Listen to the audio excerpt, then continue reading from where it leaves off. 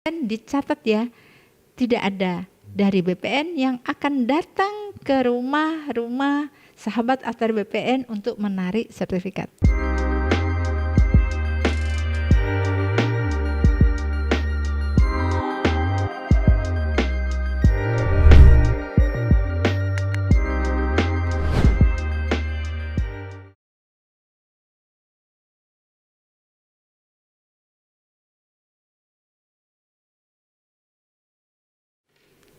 Halo sahabat ATR BPN, ketemu lagi di podcast ATR BPN.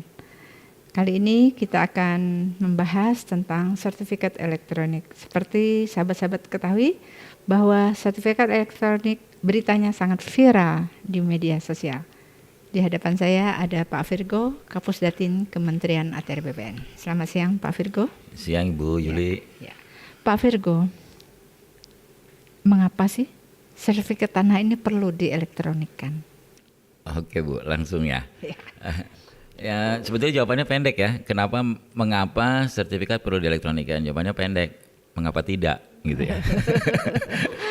Jadi jawabannya sebenarnya pendek karena ini sebetulnya adalah bagian dari ATR BPN yang selalu bertransformasi untuk memanjakan masyarakat, memberi layanan yang lebih baik, memberi layanan yang lebih aman, yang lebih secure, lebih cepat, lebih efisien dan lain-lain. Dan perubahan dari analog, dari kertas ke digital itu di era sekarang ini udah keniscayaan Bu. Jadi kalau kita lihat saham ya, sekarang udah, zaman dulu kita punya saham masih kertas, sekarang udah elektronik. Kita punya buku tabungan gitu ya, sekarang itu yang dipercaya itu bukan apa yang tertera di buku tabungan, tapi udah data elektroniknya. Kita punya sertifikat deposito juga sama, sekarang udah nggak dikeluarin lagi, kita pakai deposito elektronik dan lain-lain. Bahkan sekarang kalau kita belanja di mana itu, marketplace gitu ya, itu juga kita udah mulai pakai uang elektronik. Dan memang perpindahan itu selalu membuat ya sedikit kekurang nyamanan. Nah itu emang proses yang wajar ya, kalau kita sebut nanti namanya learning curve. Dan kembali lagi ini juga dilakukan di ATR BPN juga bukan ujuk-ujuk. Kita udah pernah mengeluarkan sertifikat hak tanggungan elektronik yang kurang lebih sama gitu. Cuma pemegang haknya bukan individu pemegang tanah, pemegang hak atas tanah, tapi pemegang haknya adalah bank atau kreditor. Dan ini udah berjalan 1 tahun lebih kan, sehingga kita confidence untuk melakukan perubahan dari sertifikat elektronik ini, sertifikat kertas atau analog menjadi sertifikat elektronik sebagai bagian dari transformasi kita menuju digital ekonomi. Dan ini juga sebetulnya bagian dari kita untuk menaikkan daya saing negara kita. Kalau kita lihat salah satu persyaratan dari ease of doing business, kemudahan berusaha di satu negara, di mana itu kan perlombaan antar negara tuh. Salah satunya adalah apakah administrasi pertanahan ataupun pendaftaran tanah termasuk dalam hal ini sertifikasi sudah dalam bentuk digital atau enggak. Kalau enggak, bahkan investor-investor asing itu akan merasa lebih tidak secure. Tapi kalau digital mereka akan merasa lebih secure, lebih cepat, dan lebih efisien. Mungkin itu Bu. Bagus sekali layanan kita dengan digital. Kalau sertifikat itu analog, pasti penyimpanannya jauh lebih sulit. Bisa kena banjir, bisa kebakaran. Bisa makan rayap. Atau bisa diduplikasikan ya Pak ya, seperti itu. Sebetulnya kita mendukung karena apalagi dengan era pandemi ya. Era pandemi ini digital melayani itu sudah menjadi satu kebutuhan. Ya. Jadi sebetulnya sertifikat ini adalah satu kebutuhan kita di masa yang akan datang. Jadi untuk itulah mungkin ya sahabat ATR BPN, kalau kita lihat tadi alasannya kenapa sertifikat ini muncul, sebetulnya sangat membuat kita nyaman gitu. Kita bisa menyimpan dengan sebuah HP ya Pak. Betul. Ya, jadi kita nggak usah simpan ini lagi di lemari ya. Bisa suatu saat dapat kita print seperti itu. Nah, terkait itu Pak, bagaimana sih proses mendapatkan sertifikat elektronik ini? Oke, proses sertifikat elektronik ini sebetulnya ada 3 ya, ada 3 jalur. Yang pertama adalah nanti kalau kita sudah stable, masyarakat mohon, kalau yang belum pernah punya sertifikat nih ya, belum punya sertifikat, dia mohon minta sertifikat, nah keluarnya sertifikat elektronik. Itu rute pertama. Rute kedua adalah masyarakat udah punya sertifikat. Kalau tadi kan belum punya sertifikat ya. Jadi saya mau ngurus nih, mau bikin sertifikat. Begitu datang ke BPN keluarnya udah sertifikat elektronik. Yang kedua adalah masyarakat yang udah punya sertifikat. Yang udah punya sertifikat ini misalnya dia mau apa? Mau masang hak tanggungan ya, minjem uang ke bank. Minjem uang ke bank, dia daftar hak tanggungan, dia daftar hak tanggungannya. Nah, itu juga akan keluarnya sertifikat elektronik. Atau dia jual beli. Jual beli. Misalnya saya jual tanah saya ke Bu Yuli. Tanah saya masih sertifikat kertas ya. Kemudian saya jual ke Bu Yuli, kita sama daftar ke PPAT, kemudian ke ATR BPN. Nanti Bu Yuli selaku pembeli, Bu Yuli akan menerima sertifikat yang dalam bentuk elektronik. Gitu. Yang ketiga adalah saya nggak ngapa-ngapain nih, saya nggak mau jual, tapi saya nggak mau minjem duit ke bank ya. Tapi saya punya sertifikat. Nah ini menurut saya, misal nih saya punya kesadaran elektronik yang tinggi, saya merasa emang kayaknya lebih aman deh pakai sertifikat elektronik, ya saya bisa datang langsung ke kantor ATR BPN, saya diverifikasi datanya, diverifikasi data saya, kemudian nama BPN diterbitkan sertifikat elektronik kepada yang bersangkutan, dalam hal ini kepada saya gitu. Nah, memang dalam memberikan sertifikat elektronik dalam hal ini yang Alhi Media tadi, ya sertifikat lama saya yang kertas ya ditukar dong, dikasihin ke BPN gitu. Jadi bahasa menarik itu sebetulnya bukannya pegawai ATR BPN datang ya ke desa-desa, tarikin nggak gitu. Ya kan, kita juga nggak punya resources untuk itu. Jadi sebetulnya lebih ke voluntarily atau kesukarelaan dari masyarakat memegang sertifikat lama gitu. Kalau mereka mau datang ke kantor mau ganti ya silahkan. Lebih pada keinginan. Betul. Yeah. Dan kepedeannya dia kan, saya memang mudah mau bertransformasi digital juga nih gitu. Ya kayak kita kan ada, kayak saya nggak tahu ya, anak saya itu udah nggak pede bawa duit. Dia bawa, sekarang kan kita pasti dompetnya tipis-tipis tuh ya, isinya cuman uang digital ya kan.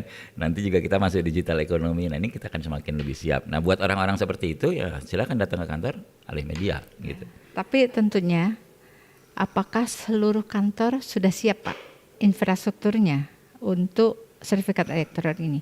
Bagaimana BPN mempunyai satu kebijakan, apakah itu seluruh Indonesia diberlakukan sama ataukah ada tahapan-tahapan? Misalnya kantor mana dulu? Itu seperti apa? Kebijakan yang dilakukan oleh kementerian ini? Dalam permennya jelas ya bahwa itu dilakukan bertahap dan setiap tahapan nanti akan dikeluarkan keputusan menterinya. Saya tidak mau mendahului keputusan menterinya, tapi in a way gitu, secara garis besar itu kita akan mulai dari kantor-kantor piloting dulu. Kita juga nggak mau serta-merta langsung gitu ya. Kita mau piloting dulu di beberapa kantor ya kan. Dan mungkin juga kita customernya atau pemegang tanah, hak atas tanahnya tuh nggak masyarakat semua dulu. Jadi mungkin ya instansi pemerintah dulu. Habis instansi pemerintah dulu perusahaan-perusahaan yang lebih komputer literasinya tinggi. Nah setelah itu kita kembangin nih mungkin dari 12 kantor jadi 100 kantor, 200 kantor terus jadi nasional. Baru kemudian kita melakukan sambil jalan itu kita tetap, atau mungkin Bu Yuli ya yang bagiannya mengedukasi masyarakat untuk tadi public awareness-nya kita tingkatkan supaya mereka acceptance levelnya lebih tinggi, sehingga kita mulai masuk ke mereka, ayo balik nama kita tukar ya. Oke, kita developer kan misalnya jual ya ke individu-individu, langsung sertifikat elektronik. Kemudian mereka yang mau daftar sertifikat baru juga elektronik, kita mulai pelan-pelan begitu. Dan yang nggak sabar bisa langsung datang ke BPN. Oke, saya mau tuker dong, bisa juga gitu. Ya. Jadi bertahap Bu. Bertahap ya Pak. Jadi sahabat ATR BPN nggak usah khawatir, karena tidak akan ada kepala kantor yang akan menarik sertifikat apalagi yang menarik ada di paksa masyarakat, gitu ya. Apalagi menarik paksa ya. Itu yang dihasilkan masyarakat gitu. Jadi menarik dalam hal ini adalah apabila analog itu sudah beralih kepada elektronik, tentunya yang analognya disimpan di kantor pertanahan. Betul. Seperti itu ya Pak ya. Betul. Ya, jadi itu sudah jelas. Tidak akan ada kepala kantor yang akan turun ke masyarakat untuk menarik sertifikat yang ada di masyarakat. Jadi dalam hal ini, jika kita belum ingin untuk menjadikan elektronik, ya tidak usah didaftarkan. Seperti itu ya Pak? Iya, tapi pasti kan masyarakat Indonesia juga berevolusi kan dalam hal digital literacy dalam hal ini. Jadi saya yakin pasti masyarakat juga nanti tahu kan, misalnya temannya udah tukar sertifikat elektronik, ternyata lebih gampang loh ya. Saya bisa lihat dari HP kok gitu kan. Saya lebih aman juga kalau misalnya kebakaran atau ini, dia bisa langsung tinggal minta yang barunya dan lain sebagainya. Itu pasti nanti akan juga tertular, sehingga mereka pasti ngerasa manfaatnya ini jauh lebih besar nih. Gitu. Jadi saya yakin sekali memang ada proses learning curve, proses kekhawatiran dulu. Saya yakin sekali kalau itu udah mulai jalan, udah kayak snowball lah, makin lama makin banyak. Kan kita ketahui tidak semua daerah itu punya sinyal, atau di pedalaman tidak punya HP, atau bahkan tidak punya email. Itu gimana Pak cara mengelektronikkan sertifikat? Untuk daerah-daerah seperti itu, langkah apa yang harus dilakukan? Ini ceritanya nggak ada upaya sama sekali ya.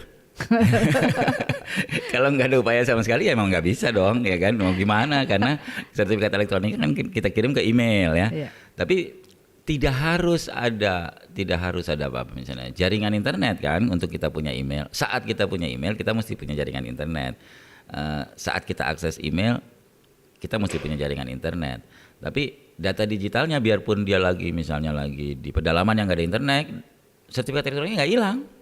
Tapi nanti begitu dia pulang dari agak ke kota dikit nih ya, ketemu internet ya bisa lihat lagi gitu aja gitu. Atau kalau yang lebih ini dia namanya disimpan di yang namanya USB, bisa juga kan gitu, disimpan di USB. Atau dia simpan di apa ini sekarang SD card gitu ya. Banyak media penyimpanan elektronik yang tidak harus terhambat dengan akses internet, Bu. Jadi misalnya kita kirim email, habis itu dia download, habis gitu dia simpan di USB, dia bawa pulang ke tempat yang nggak ada sinyal pun nggak ada masalah. Gitu. Menurut Bapak targetnya berapa tahun bahwa seluruh tanah yang ada di Indonesia ini harus semuanya elektronik? Seperti kemarin hak tanggungan kan, kita kasih waktu hanya sekian bulan. Ternyata bisa ya Pak ya? Iya, ternyata bisa. Kalau untuk sertifikat elektronik ini, menurut Bapak kira-kira BPN ini ingin memberikan target sampai berapa tahun? Sebetulnya sama ya, kita berharap tahun ini atau mungkin akhir tahun kita sudah bisa menjangkau semua. Tapi bukan memaksa semua. Tapi kalau BPN tidak bisa menjangkau semua kan BPN salah ya, ATR BPN nih.